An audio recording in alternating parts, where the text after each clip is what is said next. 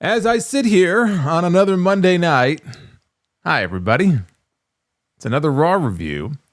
A very boring show tonight as I sit here and I am still waiting for the on-ramp to this supposed road to WrestleMania. When does it kick in exactly? It's almost March. Still waiting. The good news, though, is that they did not do the one thing I was hoping that they would not do, which is put Gunther in the Elimination Chamber. Javon Evans is going to the Chamber. It was Javon Evans, it was Gunther, it was Dominik Mysterio. That was our main event tonight on the show. And I was surprised there were so many people who actually were just convinced that Gunther was going to the Chamber. I can understand some people feeling that way. But like I'm looking in the live chat and everything, and everyone was just so sure that, Gunther was going to go. And it just seemed to me like the Dragon Lee story was right there. I don't know why people thought that it was going to work out that way, but that would have been a very big mistake had Gunther gone to the Chamber, especially if he was not going to win it. There was no point in him going to the Chamber, and when you have a triple threat match like this, you don't have to beat Gunther directly. In the Chamber, you'd have to, because it's elimination style. That's not what these triple threat matches are. But man, I have to tell you, watching Dragon Lee dive off that barricade towards the end of the main event tonight with that ring bell to the anti-pop, it's the only way I could describe it. We talk about pops and big reactions that things get on these shows. This was the anti-pop. Like, nobody cared. It was sad. It was very sad, but the fans were very happy to see Javon win. I was very happy to see Javon win. He's not going to win the Chamber, of course, but it'll be more fun with him in it than it would be without him in there. So I did like the result of the main event. Asuka in the other qualifying match advances to the Elimination Chamber. So basically the same people I told you last week who I thought were going to win this week. Those are the people who are going to the Chamber. But the other thing on this show, and honestly, a lot of everything I'm going to be talking about here tonight, and we'll go through it, segment by segment. CM Punk, another promo segment. It's been one of the highlights of Raw over the last several weeks on the microphone. Tonight was the weakest of the bunch. It wasn't bad, but even the AJ Lee promo. She had a promo segment with Becky Lynch to build up their Intercontinental title match at Elimination Chamber. Nothing great. Not a lot of excitement on this show. And you're noticing it with the crowds. You can't just say that, oh, it's this city, it's that city. There's a pattern developing here where in a lot of these cities, these people are sitting on their hands. It's very noticeable. So it's not just me sitting here saying, oh, this was a boring show. I mean, these people they're sitting on their hands and they're as quiet as can be because they're not being given anything to get terribly excited about. And it is something that I've noticed over the last few weeks here on the show. But there was a segment tonight where there was a giant crate sitting in the back. It reminded me, if you ever remember the movie Creepshow, The Crate, with our good friend Fluffy. If you've seen the movie, you know what I'm talking about. I would love it if Fluffy came out of that damn crate, went right after the creative team. Oh, that would be great. Just take them all out. Yes, there was a crate that was delivered backstage to Adam Pearce that had a message on it saying, do not open until February 28th, which happens to be the same date as the Elimination Chamber. So now there's a big mystery on this show. And I have noticed that Triple H is very reliant on mysteries. In fact, tonight on this show, we had two different mystery angles in back-to-back segments. We have the Mystery Man, and we have the Mystery Crate. He loves his mysteries. So we have to wait until the Elimination Chamber now to find out what's inside this crate. We'll talk about the crate. One person who I do not expect to be busting out of said crate is Brock Lesnar. He was not on the show tonight, but he is being advertised for the show in Atlanta next week. He'll be back on that show. And AJ Styles is going to be there because they are going to pay tribute to the Phenomenal One. His career, they're going to have a retirement tribute next week on the show to AJ Styles. So what does this mean? Does this mean that he and WWE came to a new deal for him to stick with the company? Or is it an attempt on WWE's part to do everything in its power to make sure that AJ does not leave and does not go somewhere else because they feel like there's a chance he might. Sure got that impression listening to him when he was on the podcast with Stephanie McMahon, and he did not shut the door to getting back in the ring in the future. So those two will be on the show next week. I wish they were on the show this week because then maybe the show would have been a little more interesting. Unfortunately for me, this episode of Raw gets a thumbs down. But we will talk about the good, the bad, and everything in between. This is your Raw on Netflix review. It is Monday night. It is February 16th, 2026. Maybe the crate is AJ's coffin. AJ is alive and well. His career, not so much, but his career is alive. And we'll talk about the crate. We'll talk about everything here. Like and subscribe. Super chats are open. I do believe we need about 20 new channel members to have the ability to unlock one or two more new emojis. But in the meantime, there is a brand new Sonic one that we will try to hold on to until we get the next Sonic sweep in Be the Bookers. And now there's a Sonic in there. But of course, we do have to spin the wheel and find out how many likes we are going to need here on this stream to do Be the Bookers. So let's find out. I want you all to realize something. This spin right now, this right here is more exciting than Monday Night Raw tonight. I hope it was as good for you as it was for me. 350 is the magic number that we need tonight. That should be easily attainable. 350 likes, and we'll do Be the Booker later on here in this stream. Hey, Scrubby is with us. It's not fluffy, but I'll take it. Scrubby, welcome to the channel. Let's get into the show here. We had Jimmy and Jay. They were the first faces live in the arena that we saw here tonight on this show. The Usos, the World Tag Team Champions, making their way through the crowd. But their entrance was very quickly interrupted by the voice, the disemboweled voice, I guess, of Paul Heyman. And he was trying to silence this crowd from all of the yeeting, and he demanded that their music be cut. So instantly here at the beginning of the show, we had a shocking babyface turn for the Vision. Logan Paul was out there with the rest of the Vision members, and he wanted the fans to listen to Heyman because his words of wisdom were as valuable as the most valuable trading card in the world, which Logan Paul legitimately just sold for $16 million. I believe it was a Pokemon card. I don't know. Now, was it a Pikachu? See, that is the question. I don't know which Pokemon card it was, but at auction, this was a whole big story in the last couple days. This card sold for $16 million. I must be doing something wrong in my life.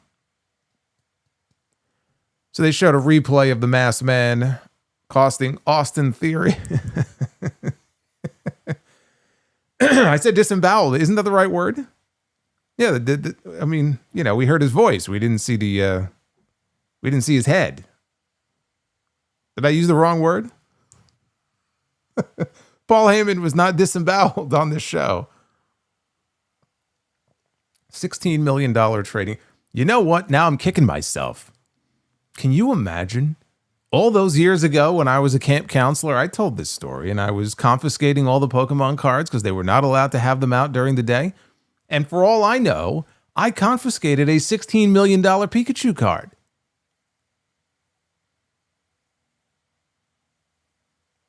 Unbelievable. Now I'm depressed. So, Austin Theory. He complained because he got screwed out of his qualifying match last week by the Masked Man. And so he was complaining about it until Adam Pearce interrupted. And Pearce wanted them to go to his office. Let's talk about this like adults in the back. Theory wanted justice, though, right now. And Pearce said the Theory screwed himself. If it wasn't for Theory's stablemates tying up all of his security, they would have handled the Masked Man before he could even get involved in the match. So Heyman wanted Pearce to put Bronson Reed in the Elimination Chamber. And Pearce said that he knew about the phone calls that Heyman was making to go over his head. He said he had no problem with Reed in the chamber so long as he wins his qualifying match on the show next week. Pierce urged them to leave the ring so that they could continue with the show until LA Knight interrupted. Here we go. So LA Knight comes out. And he's in the aisleway, and he said the Vision screwed themselves. Theory wasn't going to WrestleMania. Reed was next on his list. Knight was praying for Bronson Reed to qualify next week for the Elimination Chamber so that he could kick his ass. So then Logan mocked Knight for getting put through a car by Bronson Reed. So Knight called him a broccoli-haired bitch. Knight suggested to Adam Pearce, hey, why don't you make a 6-man tag team match tonight?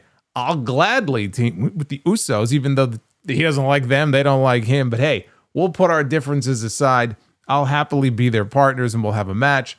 And Adam Pearce, he liked the sound of that, and so he made the match official. So then the Usos, who were waiting patiently in the crowd throughout all of this, remember their entrance was interrupted by all this. And they've just been standing in the crowd saying nothing the entire time, which is probably for the better, but they've been in the crowd the entire time. So now they play their music, and now the Usos make their entry. Here's what I want to know. Why were they even coming out to the ring in their gear? I mean, are we supposed to, I guess it's the idea that they were scheduled for a match with the Vision?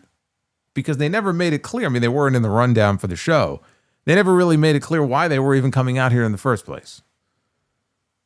And watching this segment here, if you saw what happened here at the beginning of the show, it looked like they were positioning Logan Paul as the de facto sort of leading force or face within the Vision here, with Bronson Reed, right behind him. But Braun Breaker is the one who really was being positioned as the guy in the Vision, right? Even before the Royal Rumble, it was Logan Paul who stood up and said, hey, I think all of us should basically sacrifice ourselves to make sure that Braun Breaker wins the Royal Rumble. It was pretty clear who the de facto face of the faction was.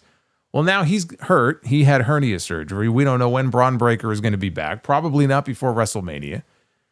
And so it felt like now they were positioning Logan as the guy in that spot, which I guess makes sense because the dude just sold a trading card for $16 million.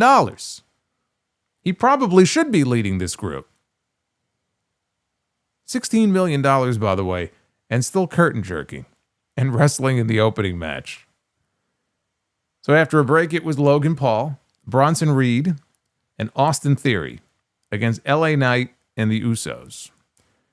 Reed and Theory, they took control over Knight, and they got the heat on him for fucking ever. This just went on and on. It went through an entire commercial break. So finally, he made a hot tag to Jey Uso. Jey hit Logan with clotheslines and a running hip attack. Then he speared him. Theory, though, broke up the pin. Knight posted Theory and gave him a BFT outside the ring. But as soon as he got back up, Bronson Reed just comes lumbering in. And he just rumbles on and he tackles Knight through the timekeeper's barricade. Got to get at least one of those in every single week. It's the law.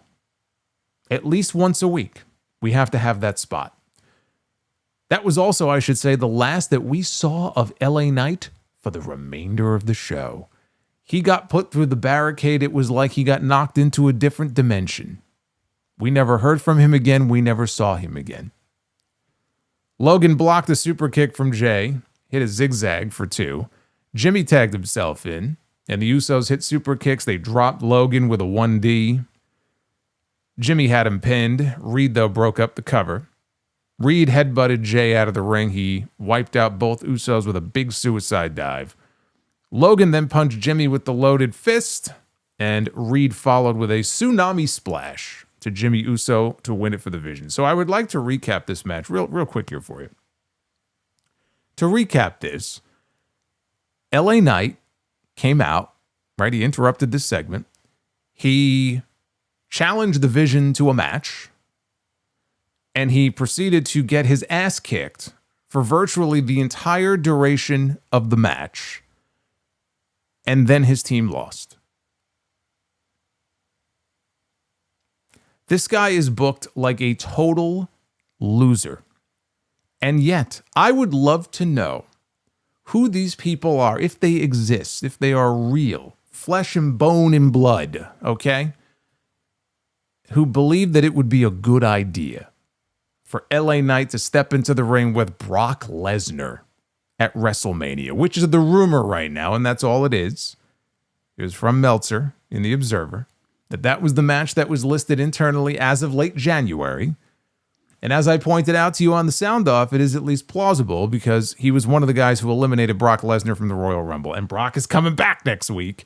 So there is at least a chance, a decent chance, that the match at WrestleMania could very well be LA Knight and Brock Lesnar. And I want you to watch. This segment is a great example of what I am talking about when I will talk about LA Knight and I will talk about the push that he has gotten, right?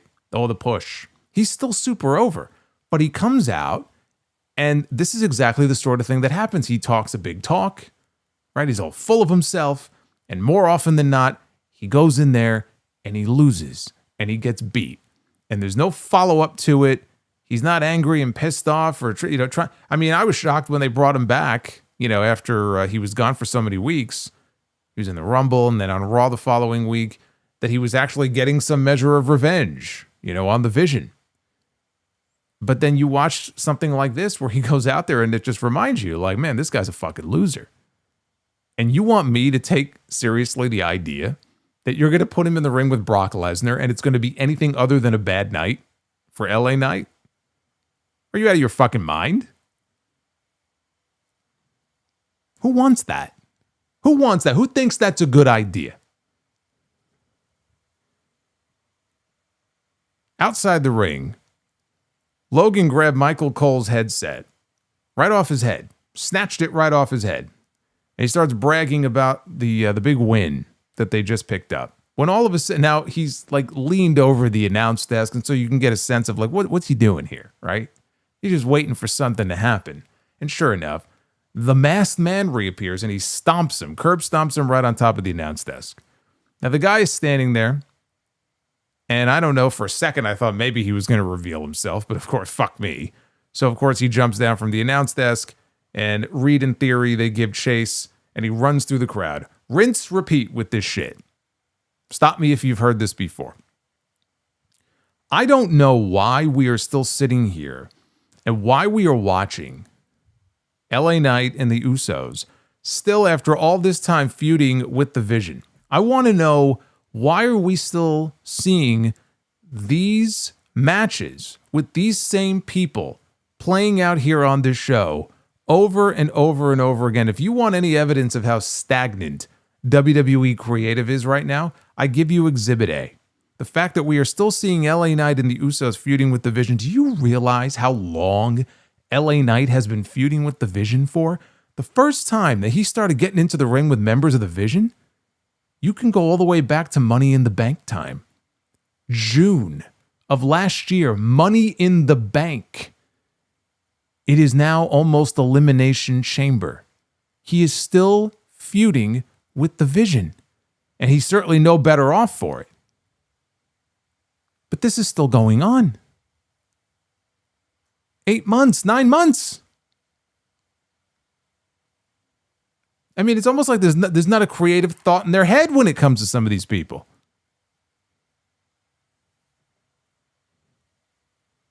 And I just realized something here. If that match happens at WrestleMania, I was going to sit here and say, well, at least if he wrestles Brock Lesnar at WrestleMania, at least it's someone different, right? But technically, if he were to wrestle Brock Lesnar, would Brock Lesnar not be technically considered part of the Vision? He would still be working with the Vision. Fuck.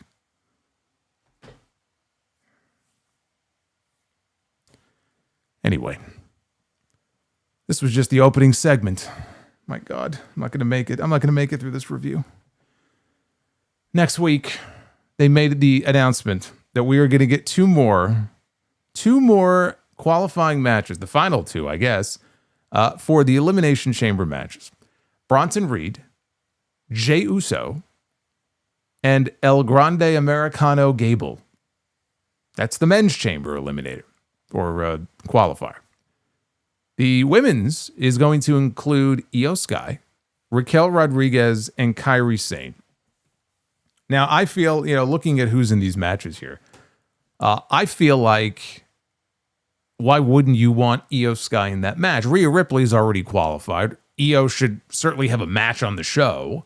Outside of just the kind of a throwaway comment she made on SmackDown Friday night about how, I should challenge Julia for the United States Championship, unless that's what they're planning on doing. There's no other role for her on the show. Of course you want to have Io Sky in that match. The only thing that's preventing me from being certain that Io Sky will be in that match, if you look at who's qualified so far for the Women's Chamber, outside of Asuka, who qualified later on in this show, it's all babyfaces. Like if Charlotte Flair wins her match on Friday over Nia Jax and Kiana James, you've got Alexa, you've got Tiffany, you've got Charlotte, you've got Rhea. It's all babyfaces. And Asuka. You got to get some heels in there. That's what makes me think Raquel may have a decent shot. Right? It's one or the other. It's one or the other. I mean, it's either Raquel or it's Io. I would like for it to be Io, but man, I mean, it's very babyface heavy. And when we get to it later, you'll see it's the same situation on the men's side too. You can't just have all babyfaces in these matches. Now, backstage, here we go. Backstage, a delivery guy named Eli, who seemed like a very nice young man, alerted Adam Pearce to a special delivery, and he brought him over. There was a giant wooden crate, a tall wooden crate with "delivered to WWE" written on the side of it, as well as "do not open until 2/28/26," which of course is the date of the Elimination Chamber. And Pearce was very annoyed because everything that he was asking Eli had no good answer for him. Eli would be like, I don't know. Pearce is like, what, do you know anything? Do you know your fucking name? Eli didn't have... I wouldn't really put it on Eli. Eli is standing there. I don't know if you noticed. He had a clipboard in his hand with a blank piece of paper on it. So I don't think that Eli is going to have a whole lot of information for you. There was nothing written on the paper. It was blank. So, of course, Eli doesn't have any information. I mean, who even says that he was a delivery guy? Did anybody check his credentials? He's standing there. He knows nothing about the box. He's got nothing written on the paper in front of him. I see no identification on him. Did anybody check him when he came into the building? There could be a bomb in the box for all we know. But he didn't have any answers, so Eli went away. So then Kaiser now I should point out also, Pearce made a comment here. He ordered Eli to ship the box to SmackDown on Friday so that Nick Aldis could deal with it, because he didn't want to deal with this mystery crate. But Kaiser Americano and his little buddies, Ryo and Bravo, they showed up to confront Pearce about him putting Gable Americano in a qualifier next week, and Kaiser was very upset about this. So Kaiser wanted something else if he couldn't be in the chamber, and he suggested, well, why not a shot at the Intercontinental Championship? So Pearce offered him a chance to earn a shot at the Intercontinental title tonight, which makes the second impromptu match of the night, by the way. Of course, the opening match was impromptu and unscheduled, and now we had a second one here on this show. Now, I've made this point before. I have to reiterate it again. What exactly do these I like Adam Pearce. What do these general managers do during the week that they don't take the time to map out the entire show? They have so many openings and gaps in these 2.5-hour shows, 3-hour shows. I mean, you would think they would take greater care to put an actual card together. There's so many impromptu matches on this show any given week. So anyway, this fucking crate, they're doing the egg gimmick. If you know, you know. If you lived through it, if you were a fan back then, I'm not talking about Vince McMahon's golden egg, his fucking Fabergé egg from a few years ago. I'm talking about the egg from Survivor Series that hatched, and out came the gobbledygooker. They hyped that shit up for weeks. Undertaker had piss running down his leg because he thought they were going to debut him as the Eggman on that show. When he saw that gimmick on TV, he said, oh my God, they're going to debut me out of a fucking egg. They're going to make me Eggman. This is going to be the end of my career. But there was all this speculation about who or what is going to pop out of the egg. It could be the Playboy Playmate of the Year. And it turned out to be Hector Guerrero as the gobbledygooker. So they're doing this gimmick now. And as I said before, I mean, this company appears to just be obsessed over mystery angles, and they just did this back to back because we go from the mystery man stomping Logan Paul in the opening segment to a segment here with a mystery crate. So when they find something that they like, boy, do they latch onto it, right? It's like Triple H with all the people showing up as masked men in black, right, with hoodies and shit. He does that plenty of times. So what's in the box? That's the question. What is in the box? I love this idea. Everyone's throwing out ideas for who's in the box. Like, we're supposed to believe that there's an actual person in the box who is simply going to stay in the box for the next 12 days without food or water. They're going to ship the box to SmackDown. They're going to ship the box to Chicago for the Elimination Chamber. There's an actual person in the box. Can somebody throw out ideas about what's in the box without saying an actual living, breathing human being? But I guess we're all supposed to assume there's going to be a person in this crate. It would be kind of funny, you know, obviously, if I had to make a guess, Chris Jericho is the first name that came to mind, but it's so morbid. But I was thinking about this because, again, it doesn't make any sense for a person to be living in this box. It's like, can you imagine? They open the box, like they pry the box open at the Elimination Chamber, and Jericho is just lying dead inside the fucking box because they forgot to fucking poke holes in it. It's like, oh shit. Eli, that was your job. Fucking Eli. I don't know who's in it's a fucking box. Come on, man. What am I, Brad Pitt? What's in the box? I don't know. They're going to use this as a hook for the elimination shit. It's always something with the Elimination Chamber. Last year, it was Cody's soul. Now it's what's in the box. Maybe Cody's soul is in the box. I don't know, but put your suggestions in the chat. Let's see what everybody thinks is in the box. I don't know. Seriously though, like if I could open the box and Jericho's he's just laying there because he's been in a box for 12 days. You can't survive that way. It's impossible. It can't be done. We had a triple threat Elimination Chamber qualifying match. Asuka, actually maybe it's the career of LA Knight is in the box. Is his final resting place. His hopes and dreams. The hopes and dreams of LA Knight are in the box. Asuka, Nattie, and Bayley. Nattie was introduced from being from Calgary, Alberta, Canada, representing the Hart family dungeon. Not very well, apparently, because she didn't win this match. I'll talk about Nattie in a sec. I got something to say about Nattie in a second. So Nattie was allowed to shine a little bit early on here in this match. She had control going into the break. After the break, Bayley hit a diving elbow drop right across Bayley's or Nattie's back. Nattie got trapped in the Tree of Woe, and Bayley elbow dropped Nattie and then gave Asuka a superplex, so a rare occasion here where we didn't have the obligatory Tower of Doom spot. I was shocked by this. So later on, Nattie gave Bayley a German suplex out on the apron, spent too much time admiring her work. So Asuka caught her in the Asuka lock. Nattie broke free. She hit a sit-out powerbomb. What if Jericho packed an ice chest with food? Yes, but still, you have to poke holes in the box. There were no holes. You have to put holes in there. Nattie applied a sharpshooter. Bayley, though, broke it up with a running knee strike.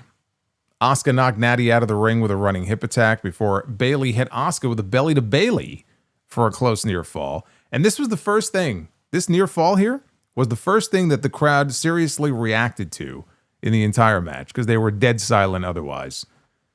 So Bayley and Asuka, they traded counters until Asuka shoved Bayley into the ropes, in turn knocking Nattie off the apron in the process. Asuka then caught Bayley in the Asuka lock, and it didn't take very long. Bayley tapped out. So Asuka qualifies. The Empress is going to the Elimination Chamber. So Maxine Dupree came out when Nattie was over by the stage when she was leaving.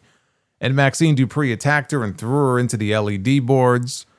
And the fans began chanting, "Whoop that trick," which they actually ended up doing multiple times on this show in different situations. So they had to be pulled apart by officials here. The match itself was solid, but again, the crowd didn't care. Crowd did not give a single solitary shit about this until Bayley hit that belly to Bayley, and then they actually reacted. They just didn't care. Now, Nattie, let's talk about this. I remember being asked some time ago if I thought that it would be a good idea for WWE to bring the gimmick that Nattie had started using, like a Bloodsport Nattie, we called her, to television. And initially my answer was no, because I didn't trust that they would be able to do the gimmick the right way and really make it truly feel special or truly feel different from what Nattie had been doing previously. And then I kind of warmed up to it and I said, you know what? There's no harm in it because it's not like they're even utilizing her on television. So, hey, if it gives them a reason to use her on TV in certain situations, then sure, go for it. But I still had the same concerns. I still had the same reservations. What you see on television is exactly the reason why I had those concerns in the first place. Because they changed her theme music. They changed her entrance a little bit to where they kind of shoot her from the back as she's making her way out. So there's like little minor differences in how she's portrayed on television now as compared to before. Outside of that, there is absolutely nothing about this new Nattie gimmick that is going to in any way benefit her or anybody who works with her. If the idea is that, hey, we're putting some shine on Nattie, and so if we feud her with Maxine and Maxine, you know, kind of wins over in the end, it'll mean something. No, it's not going to mean anything. You know why? Because now it hasn't been very long, but still, Nattie's been doing this gimmick for a little bit now. I don't know if it's a month, 2 months, whatever it's been. Do you know how many wins Nattie has? 0. She's won 0 matches. So again, this is what I'm talking about, where it's like, oh, they should totally do Bloodsport Nattie on TV. And it's like, well, they're doing it, and it doesn't make a lick of fucking difference because they haven't even had her or allowed her to win a match. She goes out there, she's got the mouth guard, right? She's got her hands up, MMA Nattie, she's supposed to be all tough and everything. She still hasn't won a match. To get people over, they need to win matches. This goes to this argument, and I will argue until I'm blue in the fucking face with people. Because it's such an easy thing. People like wins and losses don't matter anymore. And to that I say, fuck off. You don't know what you're talking about. Wins and losses, I agree, are not the end-all be-all. It's not the only thing. But to suggest wins and losses don't matter means you don't know anything about wrestling. And I was very happy, by the way, when The Miz did that interview with Chris Van Vliet, I think it was. This was within the last couple months. He said the exact same thing. He disagrees wholeheartedly. I agree with The Miz, okay? Or The Miz agrees with me, however you want to look at it. Wins and losses absolutely matter. And in this case, it would help if they at least took the time to send Nattie out there, even if it's with a bunch of jabrones, you know, that they bring in, that we don't even know. Some scrubs from developmental that haven't even, they don't even have a gimmick yet. They're not on TV yet. And let Nattie just like toy with them, you know, like an animal with their food. They have not done that. So again, it's hard to take her seriously when they haven't taken the time and the effort to establish her as any sort of real intimidating, dominant force on TV. One of the many reasons why she and other people on the show continue to get no reactions when they come out. At least give her some wins first, especially if she's going into this feud with Maxine. If you want Maxine beating her in the end to mean something, there are steps that have to be taken first. You can't just change someone's music and have them come out in a different outfit and think, oh, everything's different now. No, it's the same shit. But they don't put the effort in because they do everything half-assed. That was my concern with the whole gimmick at first. Bring it to TV. Well, if you do it the right way, sure. Where's the entourage when she comes out? Right? They didn't do that either. They have Eli in the back with the fucking crate. Why can't Eli be a part of her entourage when she comes out? It's just little things like that, and it drives me nuts. Backstage, Adam Pearce handed Obafemi. Obafemi was back. He wrestled, by the way, tonight. Not on TV, though. He wrestled on Main Event. But he was here on the show. He was handed a contract by Adam Pearce, who wanted him to sign with Raw. He told him SmackDown's not going to be able to beat this offer. And Oba said, I need some time to decide. He's very indecisive, this guy. It's like me. If I'm trying to make a big purchase, like a computer or something, I mean, I can't. It's like, you know that meme with the guy who's like, you know, going like this with the freaking thing on his brow. He's like sweating bullets. He doesn't know whether to push this button or that. That's me. That's Obafemi trying to decide between Raw and SmackDown. Somebody needs to take that meme and put his face on that guy and then put the Raw logo on one button and the SmackDown logo on the other button. So he still needs time to make his decision. And on his way out, he is confronted by Rusev, which I was shocked by because I didn't know if Rusev was still alive or not. I mean, I haven't heard anything about him. We haven't seen him on TV in some time. We haven't heard his name mentioned. He's been a total non-factor. But there he was. Just, I guess, randomly walking into Adam Pearce's office. He traveled. Well, actually, I think he lives there. I think he lives in Nashville. So if he's local, that actually makes sense. If he's local, that he would just show up to the show. I know for sure one time he and CJ, I guess, I can't call her Alana anymore, were living, I think I remember them saying they were living there because it was very central, which made it a lot easier to fly to wherever they needed to go. So anyway, he decided to show up to Raw. He never said anything, but he bumped into Obafemi, and the two of them exchanged a glare at each other.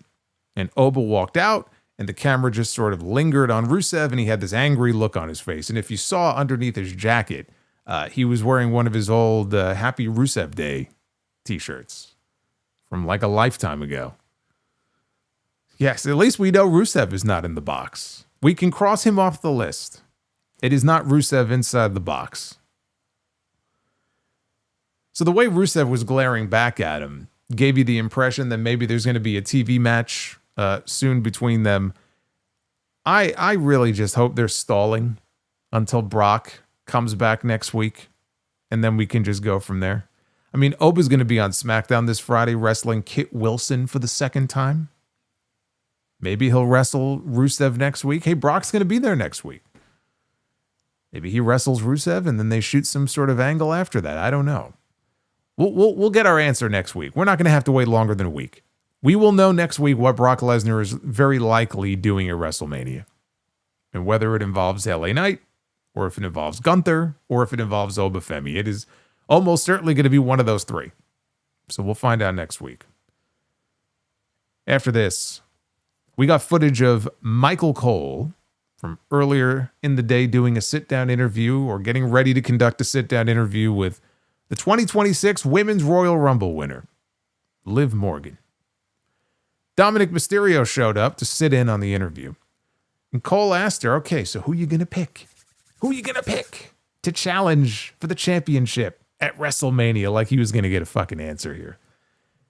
And Liv, she kind of made like she might tell him. And then she laughed at him and said, I'm not going to rush my decision. I'm going to take a little bit longer to decide. So many indecisive people on this show. Obafemi can't make a decision. Liv Morgan can't make a decision. She said she didn't grind for 10 years just to let this moment pass her by. Stephanie Vicaire showed up, and she took a seat right next to Michael Cole and got right up in Liv's face. And she began to speak Spanish to Liv. And Dominik began to talk back to her in Spanish. Michael Cole had no idea what was going on here. Liv Morgan had no idea what was going on. I had no idea what was going on here. This went on for a good, 60 seconds of her just speaking, looking very angry and speaking in Spanish, cutting this very impassioned promo. I couldn't understand a fucking word she was saying, but she was certainly saying it with great conviction in her voice. And that was it. Whatever she said, whatever it was that she said, Dom was translating for Liv. And Stephanie walked off. And as Dom is explaining to Liv what was just said, Liv Morgan gets very emotional and she begins crying. And then she and Dom, they ended up leaving. She was too upset, I guess, to continue this interview, and so they walked off. Well, that was certainly something. See, I have a theory about this. Maybe there's a shot in the dark here. As upset as Liv got, maybe Stephanie broke the news to her that because of the shortage in all of the RAM chips, the PS6 is likely being delayed until 2029. And she was very upset about this, especially Dom. We know Dom's a big gamer. I don't know how big of a gamer Liv is, but maybe the PS6 news was just too much for her to handle. And she got very emotional about this. They did say later in the show that they posted the entire segment with English translations on YouTube. So if you want to watch it, you got to go seek it out on YouTube, and it will have all of the answers for you. I wish you luck. We had the World Heavyweight Champion, CM Punk, on his way out to the ring next for a promo, which is good because, man, this show could use a shot in the arm at this point. And if you look at Raw over the last several weeks, those Punk promos have been the highlight of the show, honestly, on most, if not all of those weeks. And we could use a segment like this on this show right about now. But he's cut some great ones recently on Roman Reigns and Finn Bálor. So he says, Adam Pearce says he's jeopardizing the main event of WrestleMania. He doesn't see it that way. He thinks that he's doing what he's always done, which is make everything better.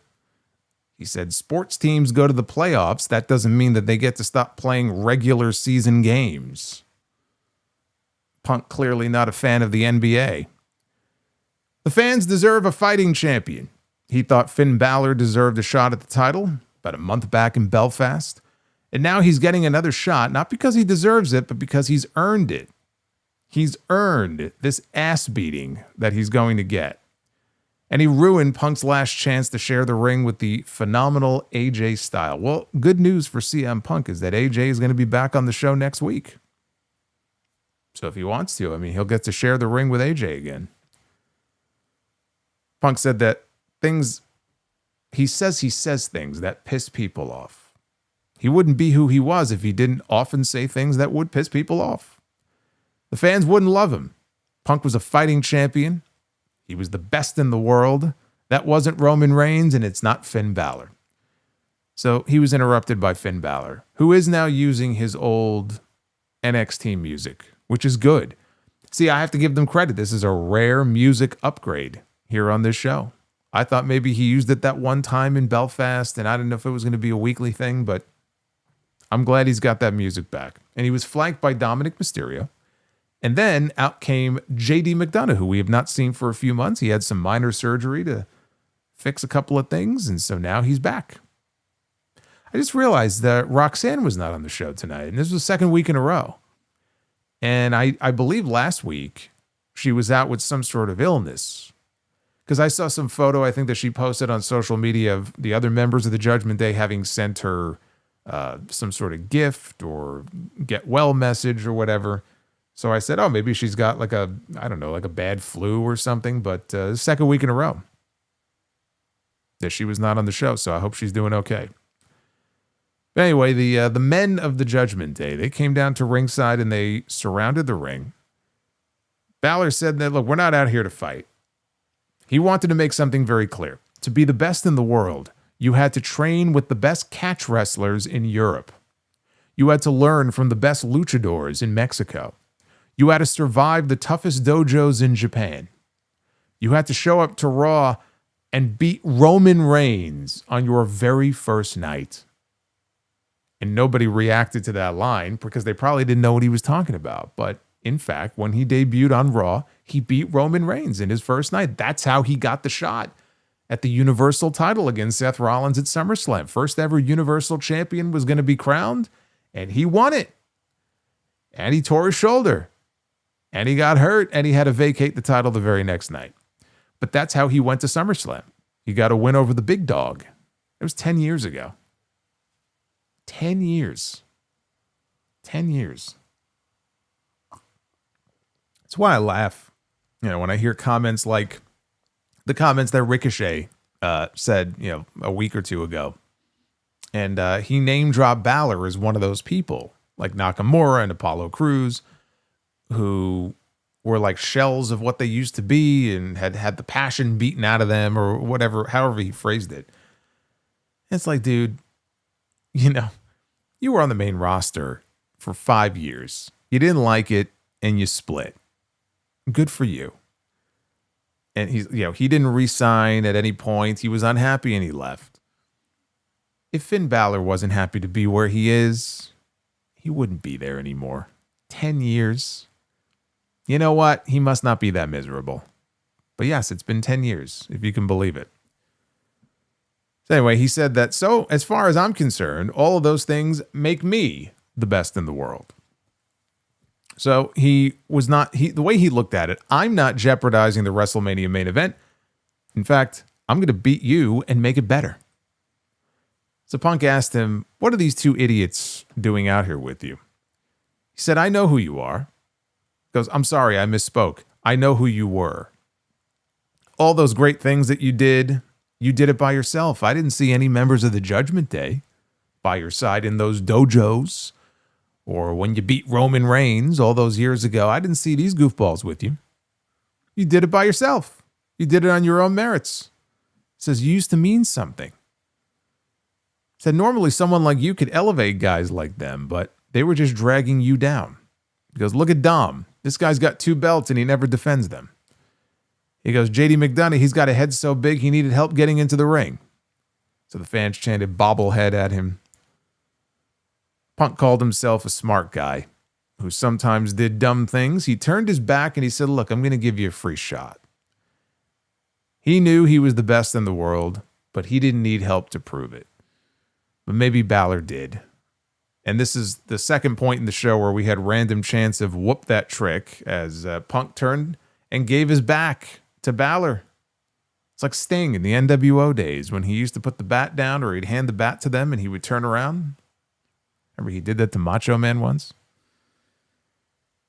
And Bálor was holding back the other Judgment Day members, specifically JD McDonough, who wanted to, go after Punk, and Bálor wouldn't let him.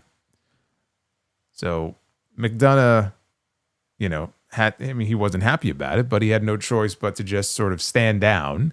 And Punk was out on the apron, and he tossed the mic at Bálor and hit him right in the chest. And then he jumped down from the apron and he left. So it was a good segment. Again, I don't think this was as strong as some of the other segments Punk has had on the show recently. But they're telling a larger story here with the Judgment Day and Finn Bálor.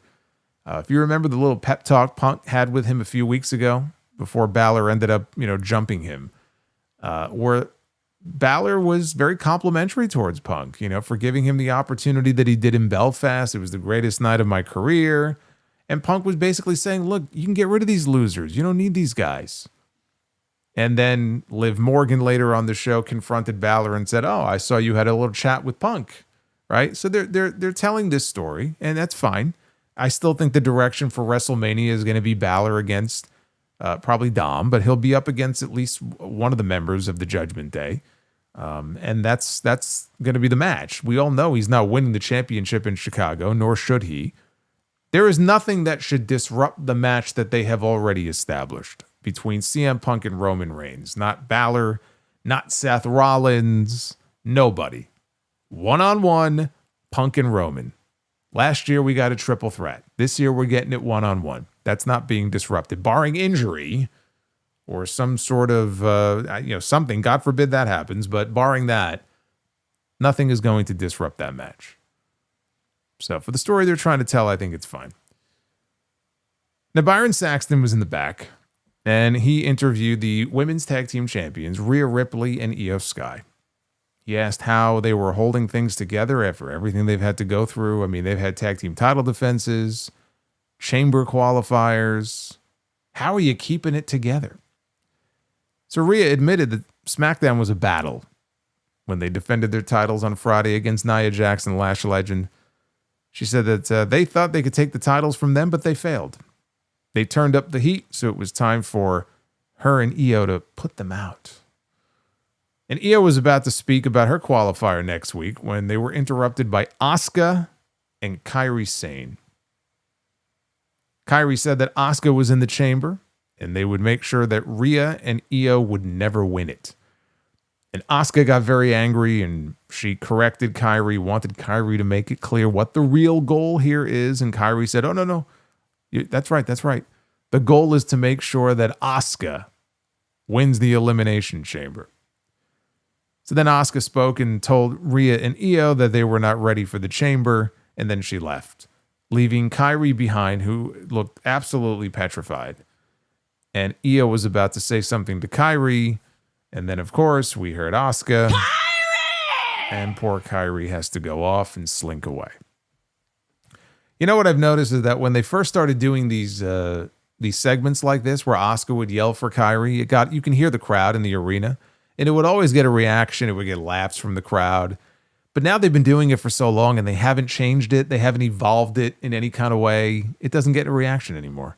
It just feels like, once they have something that works, they keep spamming it. They keep hitting the spam button because they don't know what else to do. They just beat it to fucking death until it gets no reaction anymore. They've done nothing to really move this whole angle forward. It's still Kairi acting all scared and terrified of Asuka. And it's just, even these segments, like, at least try to change it up a little bit, do it a little bit differently in some way. No, it's fine. We'll just keep doing what we're doing. Okay. Go ahead. Keep doing it. Doesn't get a reaction anymore, but hey, they don't seem to care. After this, we had El Grande Americano Kaiser against a mystery opponent, which ended up being Penta. So at least we know Penta is not in the crate. They went to a break 60 seconds into this. Kaiser tried going for Penta's mask. Penta tried the same thing. And Kaiser used a distraction to take control. Penta, though, yanked him off the top rope, hit a Penta driver for a near fall. So Penta knocked Rayo off the apron before El Grande hit a running headbutt for a 2 count. Rayo distracted the referee. And meanwhile, Bravo, Tyler Bate, on the outside, he was going for the metal plate to hand to Kaiser, and he had to dig it out deep from his crotch. I don't know what he was doing. He had his hand in his crotch, and he was having a little too much fun. But then he pulled out the metal plate, and he went to go hand it to Kaiser, when all of a sudden he got his legs yanked out from underneath him, and he falls flat on his back, and he is dragged underneath the ring, just like Fluffy in Creepshow, the creature from the crate. Grabs you, drags you under the staircase. You got to see that movie. Creepshow, if you've never seen Creepshow, it's actually like 4 or 5. It's like an anthology. It's like 4 or 5 different stories in the movie. It's not just one, but that one is my favorite.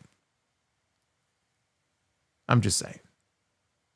So he gets pulled underneath the ring, and you could tell by who, because then the OG Americano emerges. Americano Gable emerges from underneath the ring. And so at that point, he gave Bravo a Chaos Theory suplex on the floor. Rayo reemerged, and so he got dumped over the announce desk after he crawled back out from under the ring.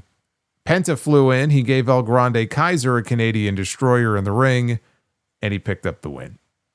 After the match, Gable gave Kaiser a Chaos Theory. We actually had a little battle in the ring here for about a minute between the two Americanos, probably a WrestleMania preview. Gable then tried to take off Kaiser's mask, and he kind of partially did, but then he got pulled to safety by the other two.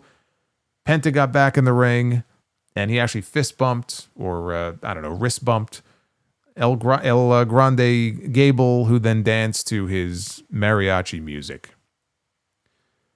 I feel silly for even reviewing this. Like, everything that just came out of my mouth here, like, it's just... Obviously, this whole gimmick is very silly, but this was even sillier than usual. It was the usual silly nonsense. If you missed this, you missed absolutely nothing. If you want to judge these segments by whether or not you should take the time to go back and watch what you missed nothing if you missed this match.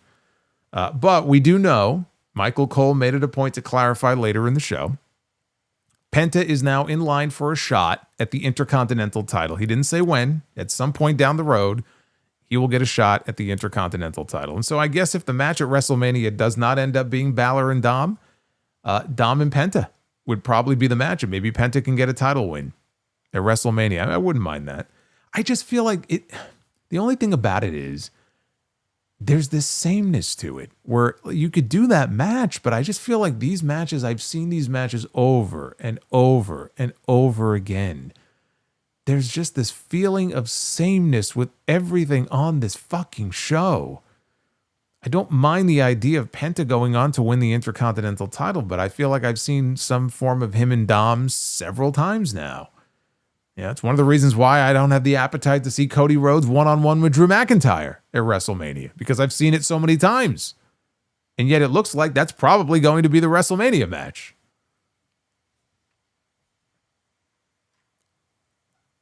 Backstage, Dom was comforting Liv Morgan and suggested that she go off with Raquel. Raquel said, okay, come with me. So Liv and Raquel left. At that point, Bálor and McDonough, they wandered in. And McDonough was very upset that Bálor held him back from beating up CM Punk earlier. He said, I would have given you an advantage going into Chicago and going into the chamber. I was just trying to help you. So Bálor said, if you really want to help, you'll let me do this alone. And Bálor left. McDonough said, fine, if that's how you want it. And then he left. So now Dom is all by himself, and he's very concerned because he's got a match coming up. Where'd everybody go? Now he's all by himself. AJ Lee was out to the ring next. AJ Lee was on this show to talk about her upcoming Intercontinental title match at the Chamber with Becky Lynch. But I got to mention this. As AJ was making her way out to the ring, Corey Graves on commentary, he congratulates Michael Cole on winning an award earlier today. And Cole said, yes, it was for the most lying announcer in history. He calls it it's a Bexy. It's a Bexy Award, which is a legitimate thing. Becky Lynch on her social media earlier today issued all of these different awards, her own awards that she gave out. She's saying, the hell with Meltzer, I'm going to give up my own awards. And I guess Michael Cole won the award for the most lying announcer. Cole said, 29 people voted. And then Corey Graves with the line of the night says, you should have a newsletter. Corey with the jokes. And when they cut to a certain shot, you can see the announcer sitting in the background, and you can see Cole was just stifling his laugh. He's looking at Graves like just trying to stifle his laughter. So AJ said last week she walked out of Raw as the new #1 contender for the Women's Intercontinental title. And she had her fun getting under Becky's skin, but then she realized that this is serious business later in the show when Becky rammed her face first into the ring post. She said that she has not had a singles match in over a decade, let alone challenge for a championship. And the last time that she held a title, it was a pink butterfly belt, but she made that title. There was a women's division before her and a women's division after her. She said that was her gift to all of them, meaning, or at least I took it to mean, there's no longer a Divas division, right? Before the Divas, you had women, and then after the Divas, they brought back the women's title. She goes, you can thank me. She says, I know exactly who the hell I am. And she wants to fight Bayley and Lyra and Rhea and Io and the Kabuki Warriors and Judgment Day and Charlotte Flair and Alexa Bliss. The best of the very best. But for now, all roads lead back to Becky. She doesn't know why Becky is so mad at her. She's maybe mad that her merch does better, and she's mad that the fans like her more. She gave the girl a 10-year head start, and she still hasn't caught up. But she's grateful. Without Becky, maybe she wouldn't have gotten back into this ring to prove that she can still go and to prove that she can still be a champion. And if she walks out of Chicago victorious, then she's sure as hell going to walk into WrestleMania as the Intercontinental Champion. And since she knows Becky is her, or here, she knows Becky's in the building. And Becky gave her such a sweet gift last week. If she wants to come out to the ring right now, she's got a little something for that ass. So Becky Lynch came out only as far as the aisleway and said that for the last 10 years, she's been making history while AJ's been making comic books. But if AJ makes it through Elimination Chamber, she'll be in a full body cast. but she can type out that she was in the ring with the best to ever do it. Sports Illustrated says it. The Bleacher Report says it. Everybody says it. And maybe then that comic book will actually sell. So AJ invited her into the ring and can come on in. We'll throw hands right now. Becky made like she was going to get in the ring, and then she took her coat off. And again, the fans randomly broke into whoop that trick chants. She stopped short. She said that as soon as I slide in, I know you're going to sucker punch me. So AJ told her she would let her take the first swing. How about that? I'll give you the first shot. And so with that, Becky got in the ring, but she hesitated still. AJ goaded her. She's telling her, take your shot. Swing, Becky, swing. Then she put her hands behind her back. So she's got her hands behind her back and she's putting her face out, right? She's giving Becky a free shot if she wants to take it. And Becky says, I know the game you're playing. She was, again, trying like she did last week, a little too much to just act all crazed here. And she said, I know the game you're playing. You want me to beat you up so bad you can't even make the Elimination Chamber. She said, and as she's saying this, by the way, no reaction. Like, there is no reaction outside of that whoop that trick chant. There is no reaction whatsoever to any of this from this audience.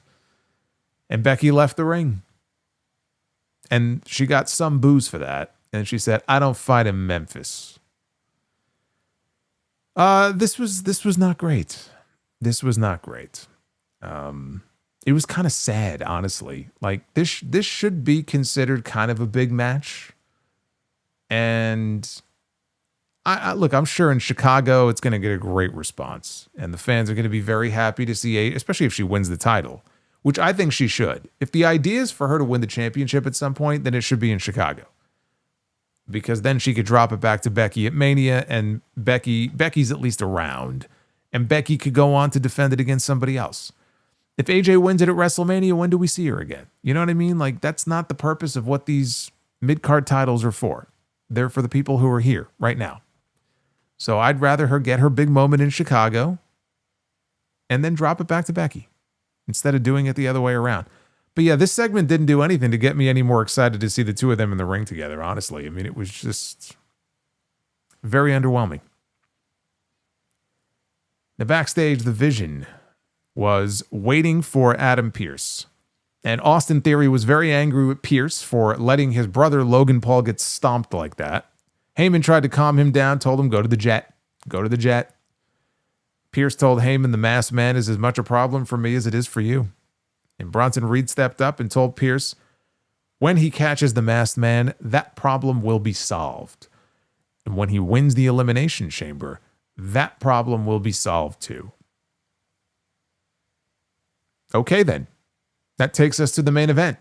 Triple threat. Elimination Chamber qualifying match. Gunther, the ring general. Dominik, Mysterio, and Javon Evans. Dom ducked out to ringside right off the bat here. He did not want to have any part of this, so he left the ring. Once Gunther had Evans in the corner, Dom stepped in front of him. He chopped Javon, and Dom tells Gunther, hey, I'm only trying to help you out. And then Dom made a very, very big mistake by chopping Gunther. And I don't know why you would do that, but that's what he chose to do. And Gunther, of course, no-sold it. He dropped Dom with a big chop of his own. He continued to work him over out on the floor. Evans, as these two are fighting outside over by the Timekeeper's barricade, Evans does this huge dive out over the ring post and crashes onto both men. And from there, actually in doing so, he knocked Gunther over the barricade and into the Timekeeper's area. Once Gunther recovered, though, he started putting a beating on Dom outside, and then they went to a break. Come back from break, they showed during the commercial, Dom went over to the Timekeeper and took the ring bell hammer. And the ring bell hammer is now laying on the ring steps. So they made it a point to let us know that, so you knew it was going to come into play later on in the match. So I thought maybe he put it in his boot, but then they showed a shot of it laying on the steps. So that's where the hammer is. It's not hammer time yet. Gunther got a powerbomb on Javon with a high stack, only for a near fall. So some fans tried to... This was funny. I've talked about the lack of reactions up and down the card here. And, you know, the match is going along here, and the match is fine. Nothing special. And some fans in the crowd attempted to start a "This is awesome" chant, which of course is one of the most overused and abused chants in all of wrestling. They chant it when we're seeing something awesome. They chant it when something is not awesome. They chant it during the commercial breaks. They chant it as they're coming into the building. They chant it as they're leaving the building. They chant it as they just went, 15 seconds with their girlfriend in bed. They chant it all different times. It means nothing at this point. But they started to chant "This is awesome," and it just, because it wasn't awesome. And most of the crowd knew that, and so it very quickly died out. I think they were hoping it would spread like a virus, and it did not. It was extinguished rather quickly.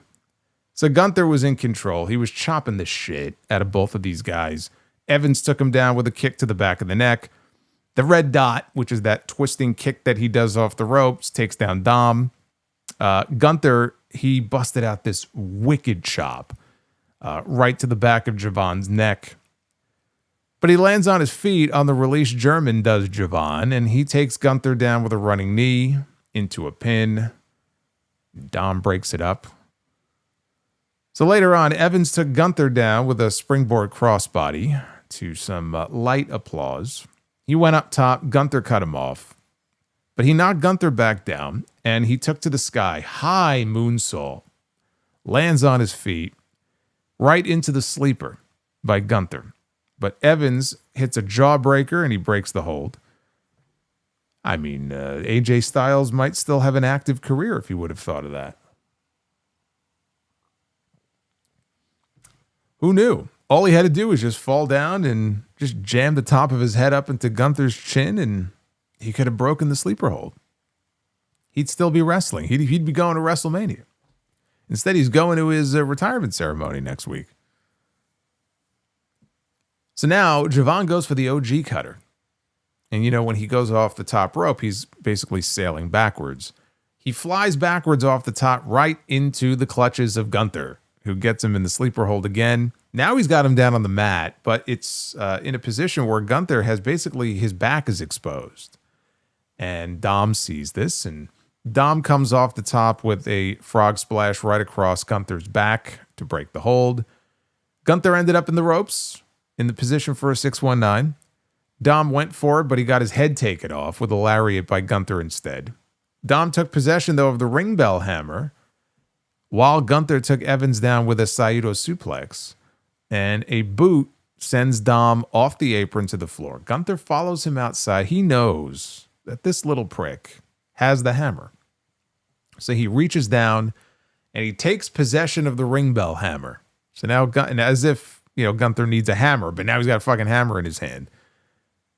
And you can hear a little bit of a commotion in the crowd, to at least as much to indicate that, okay, someone is about to show up here, but it wasn't like an overwhelming reaction. And then the camera pans over, and it's Dragon Lee. And Dragon Lee has possession of the ring bell, and he's standing on top of the timekeeper's barricade. And he comes diving off, and he hits Gunther in the head with the bell. To what, as I said earlier, the best way I could describe it was like a negative pop. It just got a hilariously awful reaction for a spot like that. Either because people maybe didn't know who it was.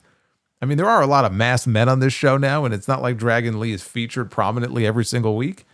More likely, they just didn't care. But yeah, it got no reaction. Big spot like this. Climactic moment of the match. Got no reaction, but he knocks Gunther down to the mat, or to the floor. Back inside, 619 from Dom to Javon. He goes for the frog splash. Nobody's home. Evans then comes off the top with an OG cutter, and he drops him with it. And he covers Dom, and he gets the pin, as he should have. And Javon Evans has punched his ticket to the Elimination Chamber. He's going to be one of the 6 participants in that match. Good. This was the right outcome. And that did get a good reaction from the crowd. They were happy to see Javon win. There were probably a lot of people in that crowd too. Not just this chap, but in the crowd who thought, well, Gunther's going to win, of course, right? And so when he didn't, they were surprised and they were very happy. He's going to make that match more fun. He does a lot of high risk stuff and flippy dippy do stuff, sure. He's the bouncy boy. It's in his fucking nickname. He calls himself the bouncy boy. In a match like this, I'm sure there'll be some innovative, cool stuff he thinks of, hanging from the ceiling or whatever he does, like Spider-Man or something. He'll make the match more fun. You got Cody Rhodes. You got Randy Orton. You got LA Knight. You got all of these like established older guys in the match, right? Randy is 40-something years old. Cody is 40 years old. LA Knight's 42 or 43 years old. And then here's Javon Evans at 21. You got to have some fucking youth in this match. So I'm happy he made it in there. He'll make the match more fun. And Gunther can go off now and have a match with Dragon Lee. You could do that at Elimination Chamber. I mean, they may not. 4-match PLEs. You're not allowed to do that. 4-match Paul. So if they don't do it at Elimination Chamber, they could do it on Raw. And Gunther will destroy Dragon Lee. And then the question becomes, what do you do with Gunther at WrestleMania? It's been a real question. Like, there's no obvious opponent for him if we assume he is not getting in the ring at WrestleMania with Brock Lesnar. And there really is nobody for him to retire. That's been his whole gimmick. And I think that needs to stop, by the way. Not that he shouldn't have another one of those matches where he tries to retire somebody at some point, but you can't do every single fucking match where he's trying to retire somebody. Unless you put him in the ring with Eli, from backstage, he could retire Eli. Maybe whoever pops out of the crate at Elimination Chamber will be his opponent. Like, I don't know. Juan Cena. But like, I'm looking at the roster and I'm like, I don't know. I mean, you would assume he'd be in there with a legend. People have suggested Gunther and Randy Orton. I don't want to see that match. And we've gotten it before. We have seen that before.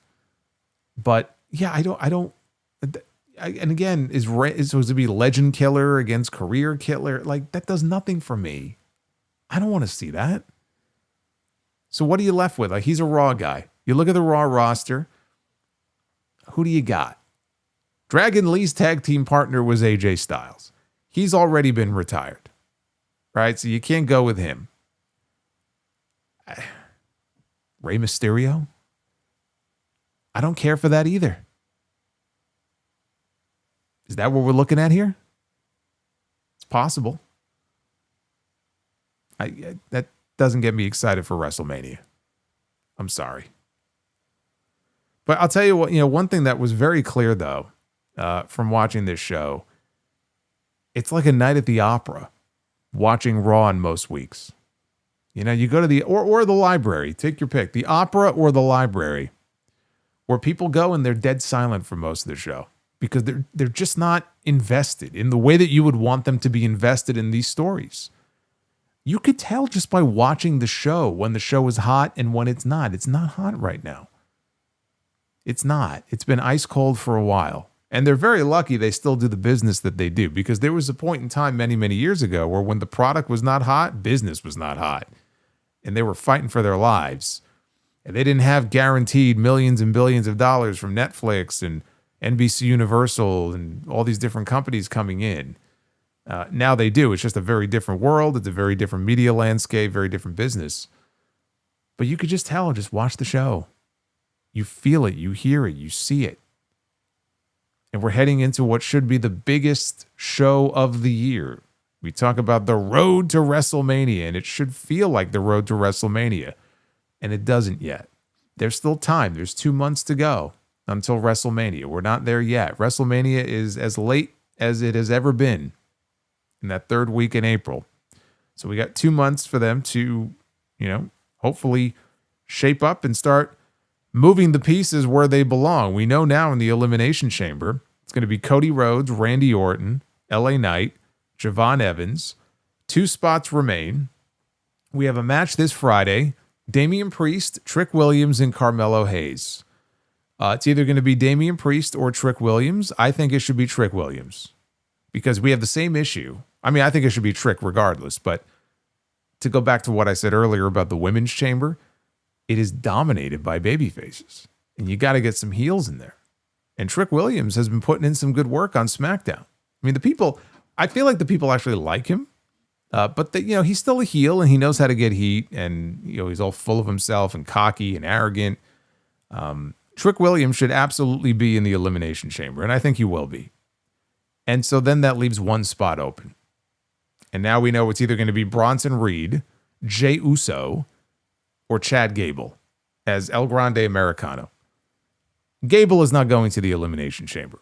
So we're left with two realistic options here. Bronson Reed should be in that match. Again, he's a heel. They could use heels.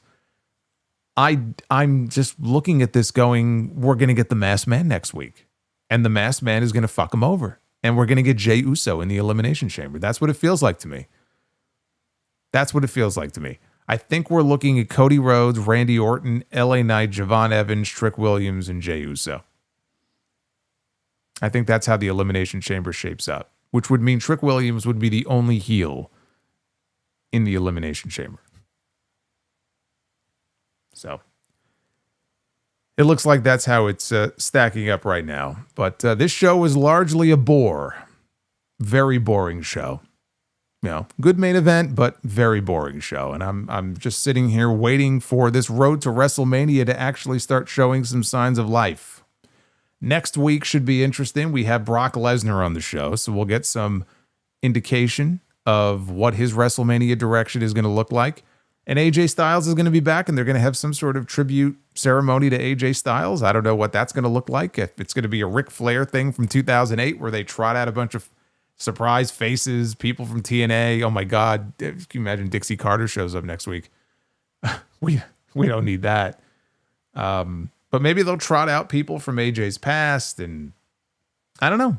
I'm interested to see it because he retired and there was no fanfare. They didn't do anything. He didn't show up on the next show. It's like, it can't end like that, right? I mean, unless he's gone, you know, unless he's getting out of there, which is still possible, by the way. We don't know what his contract status is. So I guess, you know, they decided to wait until they went to his home state. They're going to be in Georgia next week.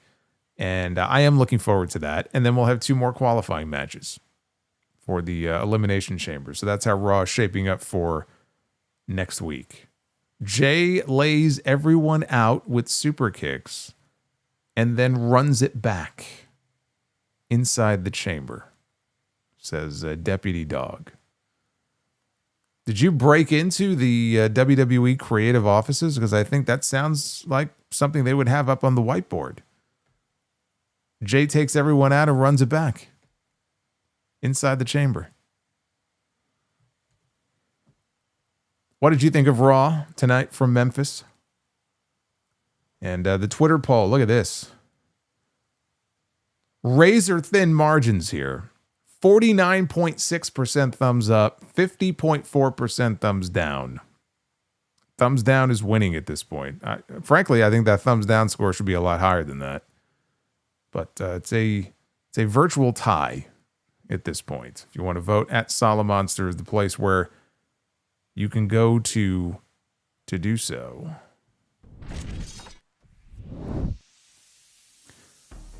Going to be a lot of yeeting in the Elimination Chamber this year. Solo will be hammered before the chamber review begins if Jay runs it back. I'm going to run back the liquor if he runs it back. That's what I'm going to do. But it does feel that way, doesn't it? Jey Uso over Bronson Reed because the mystery man or the masked man fucks over Reed next week. That's what it feels like to me. I mean, think about it. Think about it, right? The masked man screwed Braun Breaker out of the Royal Rumble. The masked man screwed Austin Theory out of an Elimination Chamber spot last week. The masked man stomped Logan Paul tonight. There's only one person left. Outside of Heyman, there's only one person left to be screwed. Bronson Reed. That's next week. Hey, Joseph. What's going on, Joseph? Says, rest in peace, Robert Duvall. Yes. Passed away today at the age of 95. Robert Duvall from The Godfather, among many other movies. Says happy 40th anniversary to the Batman comic The Dark Knight Returns, which was released on this day in 1986. You know, the Mets won a World Series in 1986.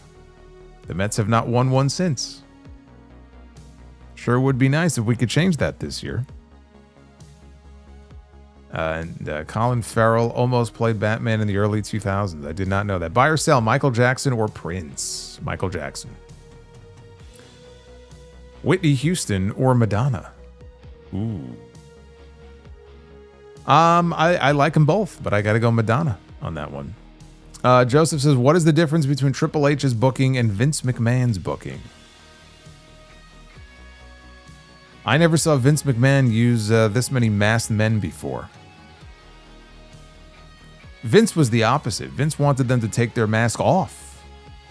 Because this, he used to say this, is their moneymaker. What is the difference between Tony Khan's booking and Triple H's booking? Tony Khan would not have a mystery crate on his television show. But if he did, I'm sure he would put a belt on it. Where do you rank Vince McMahon's theme song? I don't rank it anywhere. I like it. Doesn't rank in the top 10 or anything for me. I'm a fan of it, though.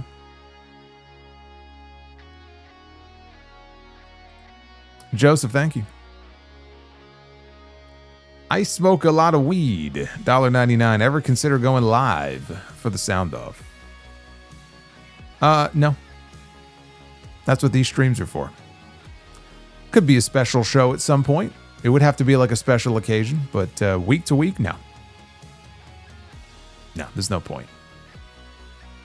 Dried Chicken says, here's a WrestleMania 42 spoiler. Cody Rhodes wins back the WWE Championship with mixed reactions with the crowd in Las Vegas.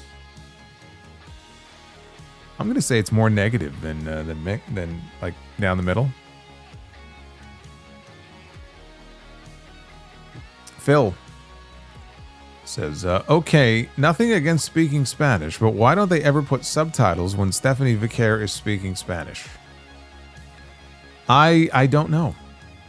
I don't know. I don't have an issue. I mean, if they want her to cut an impassioned promo in Spanish, that's fine. But like, you know, whenever they have like the Kabuki Warriors or, you know, Nakamura cutting promos in another language, it's usually pre-taped. I mean, that was pre-taped too. I mean, that wasn't live.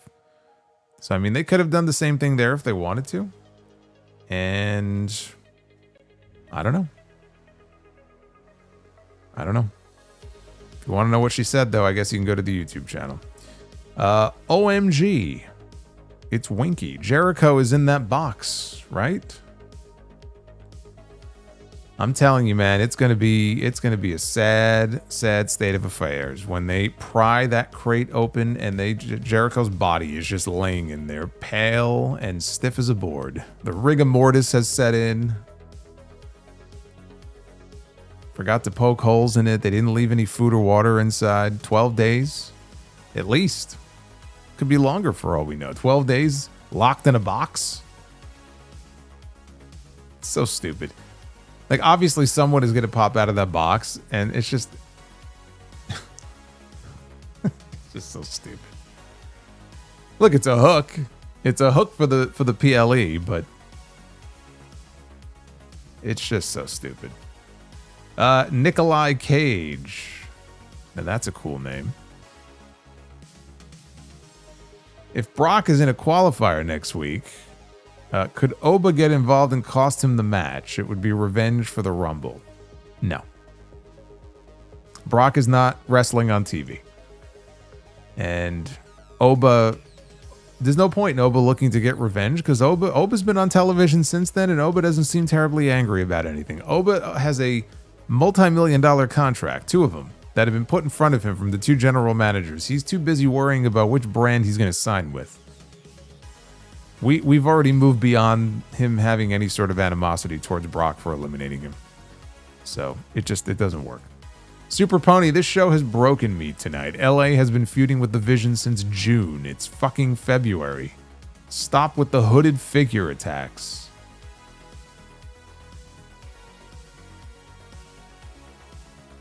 LA Knight has been feuding with the Vision for almost a year. We just had Groundhog Day a few weeks ago. Every week on this show feels like Groundhog Day. Electric Feel. I was hard on the Vision last week, so I wanted to be fair and give them their flowers this week. Thank you for shutting down the yeet chants. I said, the most shocking part of the show was the Vision turning babyface in the opening segment on the show. I didn't see that coming. That was a nice surprise. Joseph, triple fraud, only idea is masked men. He makes Russo look smart. Also, new name. Call him Fall Guy Theory. Little food pun. I've been calling him the Fall Guy since he came back. It's exactly what he is. But at least he gets to ride on the jet now. LeBrian. Starting to notice more that the crowds, especially in the US, seem to be more quiet often. Why do you feel this keeps recurring? Oh, I could think of a few reasons why. First of all, we don't know how the audience has changed yet. With the ticket prices being what they are, there are definitely people who would normally come to these shows who just are not coming to the shows anymore. They can't afford it. They can't afford it. The prices are too outrageous. They're not paying it. They're not bringing their family to the show. So other people buy those tickets. People who are more well off, right? They could afford the tickets. But I feel like it's just a different demographic. I don't know if they're just more casual. I don't know. But I do think there are changes that are happening right now because of the high ticket prices. But it's not just the ticket prices, right? It's the fact that creative sucks. It's not good right now. It's not good. It's very boring, very uninspired, very paint by numbers. You're not giving people something to really cheer for and get truly excited about. And so it's a combination of those two things. And that has what I believe has led to these reactions being what they are. It's very noticeable. That's why I brought it up. This is not an isolated thing where it's this city every now and then that city. No, this is like a weekly occurrence now. You'll get the odd city where it's like, man, that was a great crowd. But it seems to be few and far between at this point. Like the norm is what you saw tonight. I don't even blame the fans for it. It's not their fault. If the fans wanted to cheer for something and had something to really go crazy for and cheer for and get excited about, they would do it. But they don't. There's a message there. Is it being received? I would hope so. I would hope so. See no indication so far that it's being received. But yes, it is very noticeable. All those people that would, bring signs or would go crazy, and to me, those are the hardcore, diehard fans. And I do feel like they're chasing a lot of them away. Now, if they just get replaced with somebody else who's willing to pay those prices, then WWE doesn't care. But to me, that's the heart and soul of your company. They're killing the heart and soul of their company.